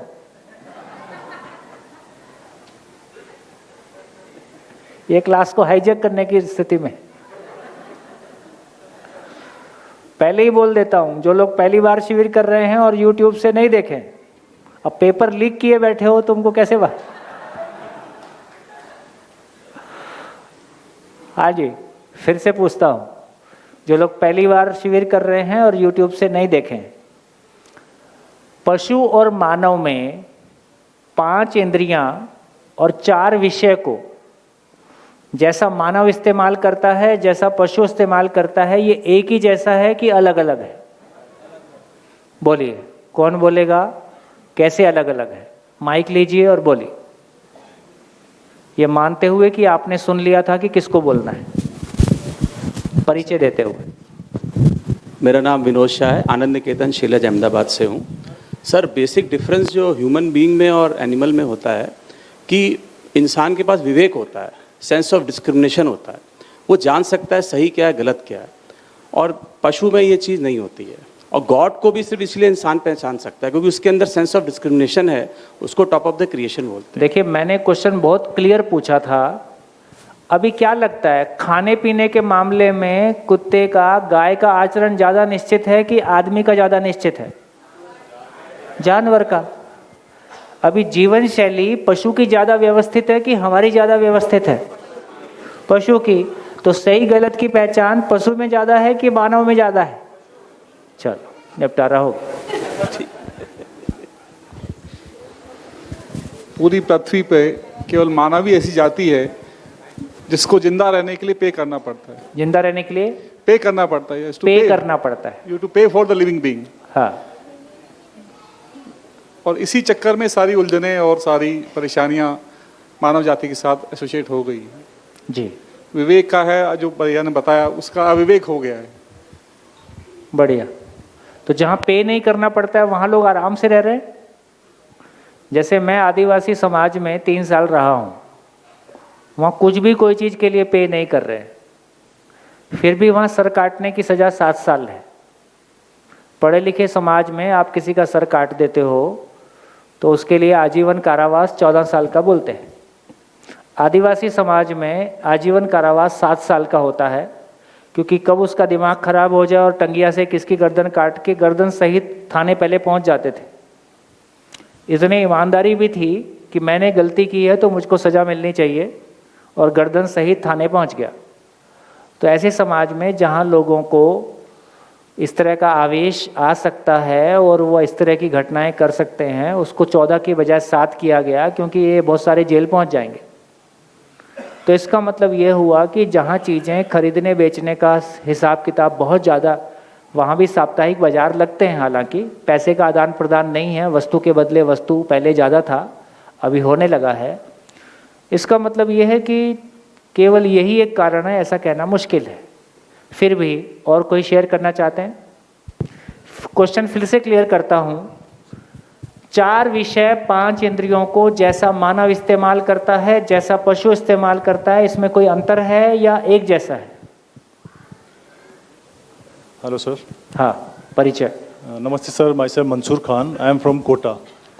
Basically I am tourist guide and social science teacher. बहुत बढ़िया। तो मेरा सर ये मानना है कि a man is a social animal. हम सोशल एनिमल है और हमारा सबसे इम्पॉर्टेंट जो गुण है वो सोशलाइजिंग होता है। We can not live without socialising. Socialising might be in a positive है और might be in a negative है। जैसे कि अगर 4 लोग मिलकर किसी एक की हेल्प करें तो बहुत पॉजिटिव है, और 4 लोग किसी को प्रताड़ित भी कर सकते हैं नेगेटिव वे में। तो बुद्धि का और विवेक का जितना उपयोग इंसान कर सकता है, दोनों ही रूप में, एटम बम भी बनाया इंसान ने बनाया, और वैक्सीनेशन और सारे जो मेडिसिन है वो भी इंसान ने बनाई। तो बुद्धि का विवेक ही अंतर पैदा करता है। Thank you sir. आप लोग मेरे क्वेश्चन का भर आंसर नहीं दे रहे हो, बाकी सारी बात कर रहे हो। जी सर। परिचय। संजय आहूजा, जयपुर से हूँ। और जो जिंदा तो पशु भी रहता है और मानव भी रहता है, दोनों के लेकिन जिंदा रहने के तरीके में फ़र्क है। पशु जो है इंद्रियों के थ्रू इंद्रियों को यूज़ करता है, और वो 4 जो आपने विषय बताए हैं वो पाने की कोशिश करता है, उसे अचीव करने की कोशिश करता है। और मानव इंद्रियों के थ्रू सुख पाना चाहता है। आपकी स्टेटमेंट बताती है कि आप YouTube देख के बोल रहे हो। थोड़ा बहुत देखा है जी। जी देखा है जी। आप क्या बोलोगे मेरे को पता है जी। हाँ जी, बढ़िया। तो बट मैं बढ़िया, लेकिन ठीक बोला। अब मैं शेयर कर देता हूँ। हाँ जी, कुछ कहना चाहते हैं? हाँ जी। हेलो। हाँ सर, मेरा नाम नरेश गर्ग है। थोड़ा माइक दूर कर लीजिए। हाँ। मेरा नाम नरेश गर्ग है, अहमदाबाद से आया हूँ जी। मुझे यही समझ में आया है कि जानवर और इंसान में सबसे बड़ा फर्क जो है वो स्वार्थ का है, ऐसा मेरा मानना है। जी। स्वार्थ का मतलब? इंसान बुद्धि लगा के अपने स्वार्थ, अपने परिवार, अपने पर्सनल लोग के लिए। तो जानवर भी तो ऐसे ही करता है। आई थिंक कम। हाँ, रेगुलर प्रैक्टिस में होता है। चलिए, पीछे एक बहन बोलना चाह रही हैं। हाँ जी। मनुष्य हंस सकता है, पशु हंस नहीं सकता। मनुष्य हंस सकता है, पशु नहीं हंस सकता। और पता चला वो ज़्यादा हंस रहे हैं, हम ही रो रहे हैं। देखिए, हम लोग गाय पालते हैं, ठीक है, हमारे घर में 34 गाय है। तो जब डॉक्टर आता है क्योंकि डॉक्टर जब ही आता है जब गाय बीमार होती है, और आता है तो वो एक इंजेक्शन लगाता है, इसकी संभावना ज़्यादा है। तो जब डॉक्टर आता है तो गाय का चेहरा, उसकी आँखें यदि आप ध्यान से देख सकोगे तो बिल्कुल पता चलेगा कि ये उसको बिल्कुल स्वीकार नहीं कर रही है। और जो गाय को रोज़ सेवा करता है वो आता है तो बिल्कुल अलग तरीके से। गाय जब सारी गाय खा पी के जब बाहर बैठती हैं तो वहाँ जब वो जुगाली कर रही होती हैं तो सबको देख के ऐसा लगता है कि सब एकदम ध्यानस्थ है। तो इसका मतलब है कि पशु का हंसने को हम नोटिस कर पा रहे हैं कि नहीं कर पा रहे हैं, वो एक बात है। फिर भी लेकिन अंतर को और क्लियरली बोल सकते हैं। हाँ जी, और कोई? सर। हाँ, अच्छा, बोलिए बोलिए बोलिए। पशु इन 4 विषय और 5 इंद्रियों से जो काम करना होता है वही काम करता है, और मानव हर एक चीज़ में दिमाग लगाता है अपना। हाँ। और वो अलग अलग तरीके से करता है, तो वो जो जैसा है वैसा उसको देख नहीं पाता, समझ नहीं पाता। ऐसा मुझे ये तो बहुत इन्होंने गहरी बात कर दी है। सर, माइक के बिना कुछ नहीं है। हाँ सर। सर, पुरुषोत्तम शर्मा कोटा से। हाँ। दोनों में जो प्रयोग करने का है कि क्या अंतर है, एक उससे पहले एक कंपनी थी, आइडिया कंपनी, उनका एक टैगलाइन होती थी, an idea can change the life. लेकिन ये बिल्कुल गलत बात है, बिल्कुल गलत लाइन है। कोई भी आइडिया ज़िंदगी नहीं बदल सकता जब तक उस पर मेहनत नहीं की जाए, काम नहीं किया जाए। ठीक वही चीज़ यहाँ लागू होती है। मनुष्य और जानवर में एक गुण है आदमी के पास, प्रोएक्टिविटी, यानी वो अपने आप को जिस स्थिति में उससे कई गुना बेटर जा सकता है। अगर वो उसको काम में लेता है तभी वो उससे अलग होगा, वरना तो दोनों में कोई खास अंतर नहीं है सर। बल्कि एक और चीज़ है जो बहुत गलत है। पशु कभी भी कल के लिए इकट्ठा नहीं करता। पशु कभी भी बहुत ज़्यादा अपने आप के लिए, हर चीज़ में जो कुछ मानव कर रहा है उसे चिंता है कल की, पशु को नहीं है। वो इकट्ठा किए जा रहा है। आई थिंक जी सर, काफ़ी बात होगी, मैं चलूँ? हाँ। आपका सवाल था कि मनुष्य और पशु दोनों को अलग अलग तरीके से यूज करते हैं या नहीं, तो इसका आंसर तो मेरे पास ये है कि नहीं करते हैं। दोनों एक ही तरीके से यूज करते हैं। जो इंसान 4 विषय और 5 इंद्रियां जिस काम के लिए वो यूज कर रहा है, वो पशु भी उसी चीज के लिए यूज करता है, क्योंकि बनी इसलिए है ये। These are the basics. हाँ जी, इनके साथ कितने लोग सहमत हैं? हाथ उठाइए। कितने लोग इनसे सहमत हैं? ठीक है, कुछ लोग सहमत हैं। और जो डिफरेंस है वो ये है कि मनुष्य एक टाइम के बाद में हर चीज को मजे के लिए करने लगता है, पशु नहीं करता है। हाँ, मुझे ऐसा लगता है बस। ठीक बात, ये इंपॉर्टेंट बात बोली लास्ट में। गुड, अच्छे ऑब्जर्वेशन आ रहे हैं। हाँ जी, श्याम सुंदर अग्रवाल, हैदराबाद भया अहमदाबाद होते हुए यहाँ पर पहुँचा हूँ पहली बार। हैदराबाद से। ये 4 विषय और 5 इंद्रिय जो आपने इसके विषय में जो पूछ रहे हैं, संतुलन बना करके अगर इसको सही ढंग से इस्तेमाल किया जाए तो वो मानव है, मनुष्य है, वो जीना है। अच्छा। और असंतुलन बना दिया अगर किसी ने भी, चाहे वो मनुष्य हो तो पशु है, वो खाली जिंदा रहता है। ये देखो, गलतियां खुद करना, गाली पशु को देना। अब सभा ये बताए, 4 विषय 5 इंद्रियों में पशु संतुलित है कि नहीं, और मानव संतुलित है क्या? नहीं है। फिर अब मानव को पशु बोल रहे। आज की परिस्थिति वही है। ये पढ़े लिखे टाइप बात कर रहे। हाँ जी, अब ध्यान से देखिए। यदि पशु को देखें तो पशु अपनी 4-5 इंद्रियों को इस्तेमाल करता है ताकि 4 विषय पूर्वक वो जिंदा रह सके। ध्यान से सुनिएगा, आपको रिपीट करना है।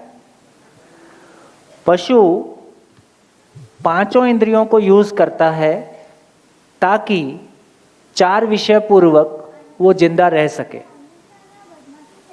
ये ठीक है?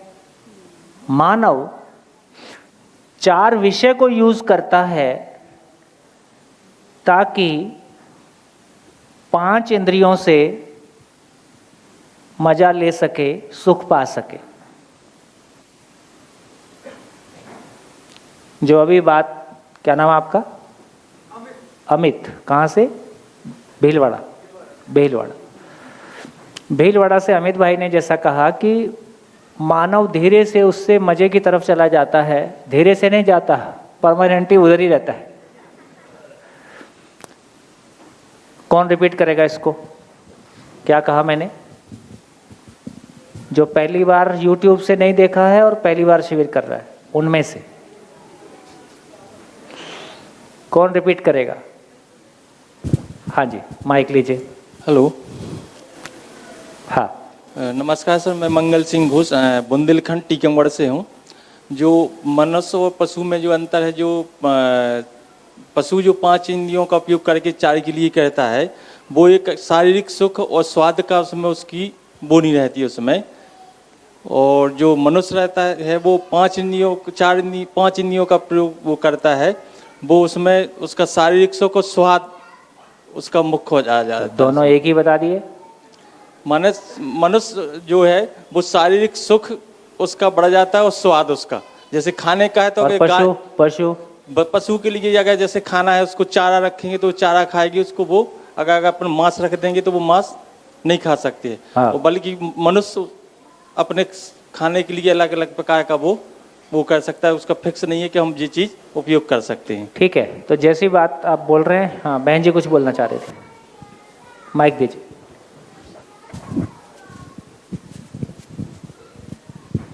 सर, आपके कहे अनुसार पशु 5 इंद्रियों को यूज करता है ताकि 4 विषयों के साथ वो जिंदा रह सके, और इंसान 4 विषयों का इस्तेमाल करके 5 इंद्रियों का इस्तेमाल करता है ताकि वो मौज कर सके। हाँ, तो पशु के केंद्र में क्या है? जिंदा रहना। मानव के केंद्र में क्या है? सुख भोगना, मौज करना। मौज करना। देखिए, इससे एक बढ़िया बात निकल के आती है, इससे एक बढ़िया बात निकल के ये आती है कि मानव अपने आप में इतना इवोल्व्ड स्पेसीज है कि वो जिंदा रहने के लिए सोच नहीं रहा है, वो तो अपने में किसी सुख की तलाश में है, किसी मौज की तलाश में है। क्योंकि सुबह नाश्ता बनता है तो हमारा ध्यान किस बात पे रहता है? टेस्टी बनना चाहिए। नाश्ता खा के मैं जिंदा रहूँगा ऐसा मैं नहीं सोच रहा हूँ, टेस्टी नाश्ता बनने की ज़रूरत है। तो टेस्टी नाश्ता तो हमारा सारा ध्यान सुख की तरफ है, और बाय डिफ़ॉल्ट मैं जिंदा रहूँगा ही, ये उसमें निहित है। हमारा फोकस जिंदा रहने पे नहीं है, हमारा फोकस एंजॉय करने पे है, सुख की तलाश पे है। ये पशु और मानव के बीच का अंतर भी हमको दिखाई देता है कि मानव पशु की तुलना में कितना इवोल्व्ड स्पेसीज है। हाँ, इसको हम कितना बेहतर समझ पा रहे हैं कि नहीं समझ पा रहे हैं वो अलग बात है। तो एक क्लैरिटी हमारी बनी कि मानव बेसिकली पशु के फोकस में जिंदा रहना है। गाय मर जाएगी, मांस नहीं खाएगी, शेर मर जाएगा, घास नहीं खाएगा, ठीक? तो उसके फोकस में जिंदा रहना है, ठीक? मानव के फोकस में सुख की तलाश है। ऐसा क्यों है?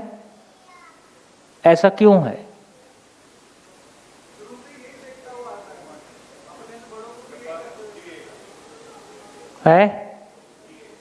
बुद्धि है इसलिए। मानव में ऐसा क्यों है, पशु में ऐसा क्यों नहीं है? क्योंकि बेसिकली मानव में 2 चीजें हैं, 2 वरदान मानव को प्राप्त है। मानव में कल्पनाशीलता है और कर्म स्वतंत्रता है। पशु में है कि नहीं है? कल्पनाशीलता पशु में है कि नहीं है? कितने लोगों को लगता है कि है? कुछ हाथ उठ रहे हैं। लिमिटेड है। तो ये बोल रहे हैं कि कल्पनाशीलता नहीं है, विचार पक्ष है। क्या विचार पक्ष है? उसके जिंदा रहने के अर्थ में वंश विधि से कोई विचार पक्ष है। तो विचार पक्ष होना एक बात है। कल्पनाशीलता में क्या फर्क है जब कल्पनाशीलता बोल रहे हैं? हाँ, शेर जंगल का राजा है ऐसा आप बोलते हो, पर बेघर होता है, हजारों साल से बेघर है, भविष्य में भी बेघर रहेगा। वो किसी के बने बने मकान पे कब्जा करता है, ठीक? एक पक्षी हजारों साल से जैसा घोंसला बनाता है वैसे ही घोंसला बनाता है, वो 1 BHK 2 BHK 3 BHK नहीं करता है। बंदर जैसा विकसित पशु अपना घर नहीं बनाता है, जबकि उसका हाथ पैर काफी विकसित है बाकी की तुलना में। हजारों साल से नहीं बनाया है, आगे भी नहीं बनाएगा। इसका मतलब है एक पशु कैसा जीता है? कल्पनाशीलता से जीता है कि वंश विधि से जीता है? पशु वंश विधि से जीता है, जैसा उसका वंश होता है वैसा ही चलेगा। और मानव, है ना, हमने लगातार युवाओं के साथ में बहुत शिविर किए हैं, है ना, इंजीनियरिंग कॉलेज के बच्चों के साथ शिविर करते थे, तो उसमें से कुछ बच्चे ऐसे होते ही थे हर क्लास में जो ये बोलते थे, सर हमारे पापा का सेट बिजनेस है, मेरे को जाके केवल चेयर में बैठना है, मैं चेयर पे बैठ गया तो मैंने क्या किया, इसलिए मैं चेयर पे नहीं बैठूंगा, मैं जीरो से शुरू करूंगा, स्ट्रगल करूंगा, कुछ क्रिएट करूंगा। अब ले बैठे बैठे परेशानी मोल लेने का बात, है ना। कुछ लोग हैं जो नौकरी की तलाश में, यार कैसे भी नौकरी मिल जाए, और किसी के पास मलकियत उपलब्ध है तो मालिकी स्वीकार करने के लिए तैयार नहीं है। क्या मतलब? इसका मतलब क्या निकला कि मानव में कल्पनाशीलता है। संत का बेटा डाकू, डाकू का बेटा संत हो ही सकता है। तो मानव में इंजीनियर का बेटा इंजीनियर होगा ऐसा जरूरी बिल्कुल नहीं है। इससे ये पता चलता है कि मानव वंश परंपरा है कि मानव ज्ञान परंपरा है। ज्ञान परंपरा है, जैसा मानता है वैसा जीता है, जैसा मानता है वैसा जीता है। और कैसा मानता है? कैसा मानता है? जैसी उसकी मौज वैसा मानता है। ठीक, जैसा वो चाहता है वैसा मानता है, जैसा वो चाहता है वैसा मानता है, जैसा मानता है वैसा करता है। इसका नाम मानव। तो इससे हमारे को ध्यान में आ गया कि पशु के जिंदा रहने में और मानव के जिंदा रहने में फर्क कैसा है। इसको और आगे ले चले, इसी कल्पनाशीलता वश मानव के अंदर एक और चीज है, उसके भीतर अपनी पहचान की तलाश है, सम्मान की तलाश है, जो पशु में वैसा नहीं है।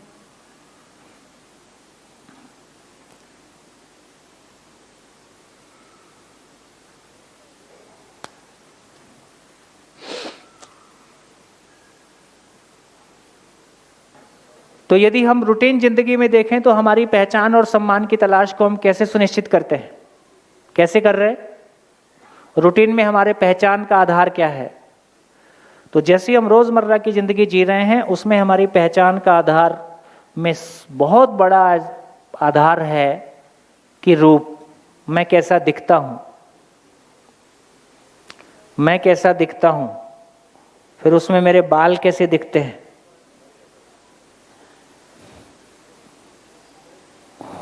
और फिर कैसा दिखना आपको पसंद आ जाए इसका भी कुछ कहा माई बाप नहीं है, है ना। तो फिर मेरा मोबाइल कैसा दिखता है और मेरी गाड़ी कैसी दिखती है, फिर कहाँ तक जाएगा ये। तो रूप हमारी पहचान का एक बड़ा आधार है, जैसा हम रोजमर्रा की जिंदगी में जीते हैं। रूप के बाद मेरा शरीर भी मेरी पहचान का एक आधार है। उसके बाद पैसा कितना है और उसके बाद पद कितना है। रूप, बल, धन और पद रोजमर्रा की जिंदगी में हमारे पहचान के बड़े आधार हैं। इसके अलावा कोई पहचान का आधार आपकी खुद की जिंदगी में हो तो बोल सकते, जिसको आप जीते हो, जिसके आधार पे सम्मानित महसूस करते हो। तो रोजमर्रा की जिंदगी में कितने लोगों के लिए उनकी पहचान और सम्मान का आधार रूप, बल, धन और पद हैं? कितने प्रतिशत लोगों के लिए? कितने प्रतिशत लोगों के लिए?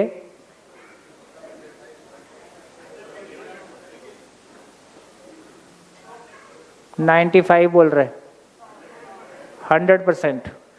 चलो 1% तो छोड़ ही दो, ये तो सभा की मर्यादा भी है। तो कोई झगड़ा करना शुरू करेगा तो क्या करोगे? उसको 1% में डाल देंगे। तो लगभग 99% लोग हमारे आसपास में दिखाई देते हैं जो अपनी पहचान के आधार को कभी रूप में, कभी बल में, कभी धन में और कभी पद में देखने की कोशिश करते हैं। ठीक हो गया? अब देखिए,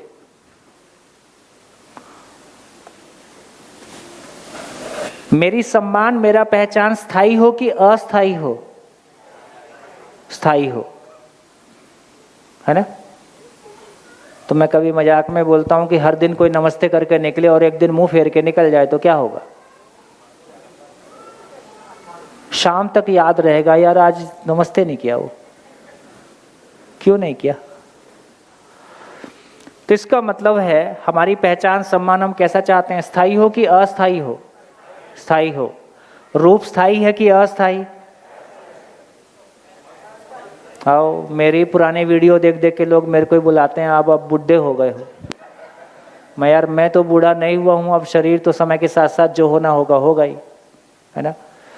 इसका मतलब है कि रूप परिवर्तनशील है, शरीर परिवर्तनशील है, और जितना पैसा हमारे पास आ जाए उतना हमेशा बना रहेगा कि घट बढ़ सकता है? 20 साल में सारा चक्का घूम जाता है। बहुत पैसे वाले खाली होते हुए देखे गए, खाली वाले बहुत पैसे वाले होते हुए देखे गए। ये वक्त का पहिया, कोरोना काल में क्या कुछ नहीं हुआ है वो हम सब ने देखा है। पद, है ना, अस्थायी है और 60 के बाद रिटायर होते ही हैं और उसके बाद 30 साल जीते ही हैं। तो किसी ने कहा कि आदमी ने जिंदगी में क्या कमाया उसका पता 60 साल के बाद चलता है। और इधर वाले ऐसे इधर देख के बोल रहा हूं तो इधर वाले को लग रहा है कि हम 60 के होंगे ही नहीं। ठीक, तो अब बताइए हम क्या कोशिश कर रहे हैं? मेरी पहचान, मेरा सम्मान कैसा हो? स्थायी हो कि अस्थायी हो? स्थायी हो। जिनसे मैं पाने की कोशिश कर रहा हूं वो स्थायी है कि अस्थायी है? वो अस्थायी है, परिवर्तनशील है। और मैं क्या कोशिश कर रहा हूं जिंदगी भर? मैं जिंदगी भर क्या कोशिश कर रहा हूं? मैं परिवर्तनशील चीजों से स्थायित्व पाने की कोशिश करता हूं। ये एक सफल प्रयास होगा कि असफल होगा? असफल प्रयास। कितने प्रतिशत लोग इस प्रयास में लगे हैं? पढ़े लिखे या अनपढ़? सब इसमें शामिल, पढ़ा लिखा हो या अनपढ़, दोनों एक समान। तो इससे ये सिद्ध होता है कि हमारी जिंदगी में दुखों का बड़ा कारण है कि जो चीजें स्वयं में परिवर्तनशील हैं, होंगी ही, उनको रोका नहीं जा सकता। उसके थ्रू मैं स्थायित्व को पाना चाहता हूं, ये संभव नहीं है। तो इससे 3 चीजें फ्री गिफ्ट मिलती हैं। हर चीज में फ्री गिफ्ट रहता है ना, तो इसमें 3 फ्री गिफ्ट है। एक फ्री गिफ्ट है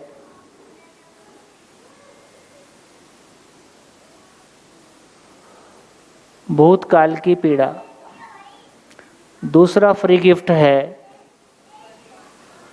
वर्तमान से विरोध, और तीसरा फ्री गिफ्ट है भविष्य की चिंता।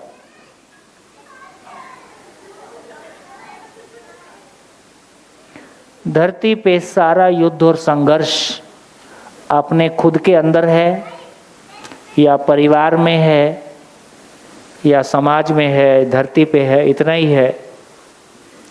अब ये सोचने लायक बात है कि उम्र बढ़ने के साथ साथ भूतकाल की पीड़ा, वर्तमान से विरोध, भविष्य की चिंता, सारी सफलताओं के बावजूद बढ़ता हुआ दिखाई देता है या घटता हुआ दिखाई देता है?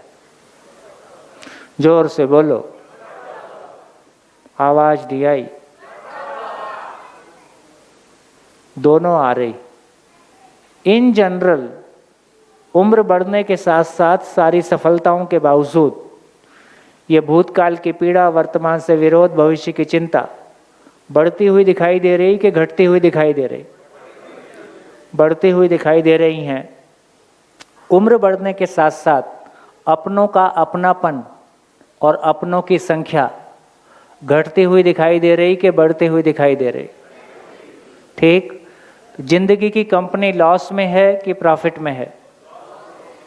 तो यहाँ ये पता चला कि जो कुछ हम कर रहे हैं वो पहुँच कहाँ रहा है। कितने प्रतिशत लोग, कितने प्रतिशत लोग?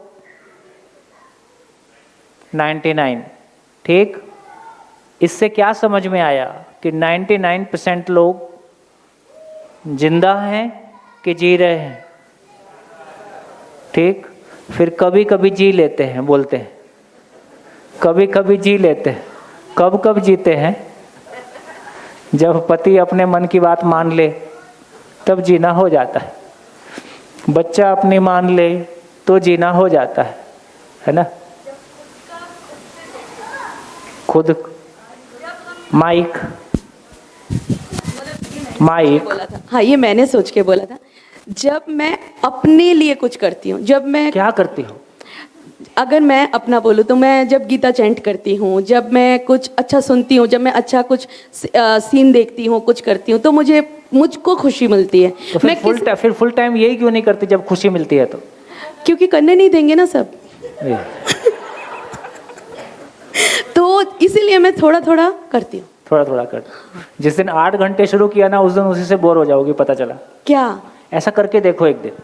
हाँ, ये बात भी सही है। ये बात भी सही है सर, जिंदगी मिक्स है ना, दोनों मिक्स है। हाँ। और खुशी कितनी चाहते हो? पूरी, हमेशा। और वो इसमें मिक्स दिखाई दे रही है, इसका मतलब जिंदगी कहीं और है। हाँ, वो जीवन विद्या शिविर के बाद होगा सर, 7 दिन बाद। बहुत सारी चीजें हैं जिनको करने से हमको लगता है कि ऐसा करने की मेरे को पूरी फ्रीडम मिल जाए ना, बस जिंदगी पूरी हो जाएगी। और कोई कह दे जा सिमरन जी ले,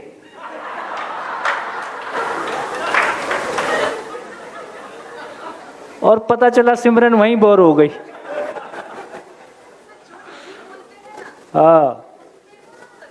हाँ, जो नहीं बोलते हैं वही करने की इच्छा होती है। इसका सोचना पड़ेगा, सोचना पड़ेगा, सोचना पड़ेगा। जैसे लोग गंगोत्री घूमने जाते हैं, पहाड़ घूमने जाते हैं। अब वहाँ जाके खुशी मिलती होती तो जो वहाँ रहते हैं तो हमेशा ही खुश हो गए होते, वो प्लेन में आते। मैक्सिमम उत्तराखंडी युवा जॉब की तलाश में प्लेन्स में आते हैं, ठीक। और मैक्सिमम प्लेन में रहने वाले लोग खुशी की तलाश में उधर जाते हैं। इसका मतलब है कि मामला कुछ और है, समझना पड़ेगा। हाँ, आप कुछ कहना चाह रहे हैं? नमस्कार भैया, आपने एक बात बोली थी। मेरा नाम हितेश है, मैं गाजियाबाद से आई हूँ। गाजियाबाद? हाँ जी। आपने एक बात बोली थी कि मानव जिस चीज़ को मानता है वही वैसे ही जीता है। तो मेरा एक प्रश्न ये था कि जैसे शेर का एक छोटा सा बच्चा अगर उसको पिंजरे में बंद कर दे, उसको शिकार ना सिखाए तो उसको, और वो बिल्ली के बच्चे के साथ भी खेल सकता है अगर उसको बचपन से उसके साथ रखे, तो उसने वो मान लिया। उसको पता ही नहीं है कि हाँ मुझे तो इसको खाना है, या हमारी साइकिल ऐसे चलती है, तो उसने भी जैसे माना वैसे जिया। तो फिर पशु और मानव में यहाँ पे डिफरेंस तो नहीं आया। उसको जैसे क्या, जैसे आप कुत्ते का एग्जाम्पल भी देते हैं ना, कि अगर वो मानव के साथ रहता है तो उसको पता है कि उसको रोटी भी खा सकता है वो, और दूसरा भी खा सकता है। लेकिन जंगली कुत्ते को देखते हैं तो उसको, मतलब जैसे उसको स्टार्टिंग से बताया गया वैसे ही सेम फिर इंसान के साथ भी है। उसको जैसे माँ बाप मिले, जैसा उसका माहौल मिला, वैसे ही उसने माना, वैसे ही जिया। तो अब यहाँ कहाँ डिफरेंस आया? इनकी बात सबने सुनी? इसका नाम है संग दोष।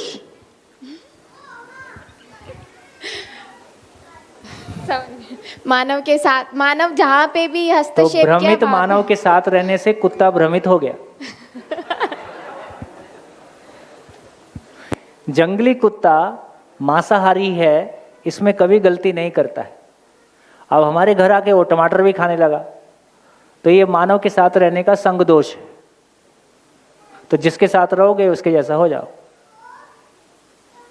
तो सर बेसिक नेचर तो सेम रहा ना फिर भी। हाँ, इसका मतलब ये हुआ कि ये सिद्ध हो गया कि जैसा मानता है वैसा जीता है। हाँ, तो ये पशु के साथ भी हाँ, हो, मानव के साथ भी हो। इसका मतलब है कि पशु यदि अपनी ओरिजिनलिटी के साथ में जीता है तो वही मानता है जो उसकी वंश परंपरा में है। लेकिन पशु के भीतर मानने की क्रिया होती है। जैसे हम अपने नाम से हाँ बोलते हैं, ऐसे कुत्ता भी अपने नाम से हाँ बोलता है।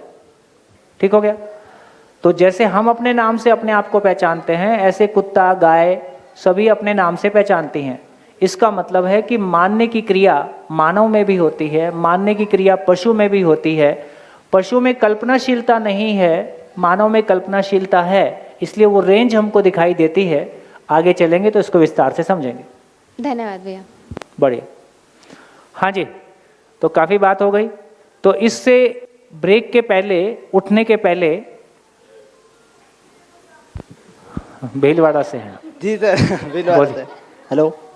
तो जैसे कि दीदी ने कहा कि जैसे अपन किसी कुत्ते को भी अगर अपने साथ रखते हैं, उसको जैसा सिखाते हैं, जैसे उसके साथ रहते हैं, वो वैसे ही हो जाता है। पर मैंने जैसे ही का मतलब इतना भी नहीं है कि वो हिंदी बोलने लगेगा। हाँ, वो नहीं। और किसी दिन ये बोलेगा कि मेरे जीने का पर्पस क्या है, ऐसा होने वाला नहीं। हाँ, बिल्कुल बिल्कुल बिल्कुल। पर जैसे मुझे लगता है, जैसे मैंने एक्सपीरियंस किया है, मतलब वी ऑल्सो हैव डॉग्स, तो उनमें इंस्टिंक्ट्स होती है कि जैसे कोई मांसाहारी जानवर है, तो अगर हम शुरू से उसे शाकाहारी भी खिलाते हैं, तो भी उनके अंदर इंस्टिंक्ट्स होती है जो पीढ़ियों से चल रही होती है, तो वो अपने आप खाने लग जाते हैं, उसकी तरफ वो अपने आप आकर्षित हो जाते हैं। बिल्कुल तो जानवरों में मानना हो सकता है थोड़ा बहुत, पर मानना रहता ही है, लेकिन अपनी वंश का वाला मानना रहता ही है। धोखे से गाय को भी मांस खिलाने की कोशिश की गई, वो भी हो सकता है। हाँ जी, बढ़िया, थैंक यू।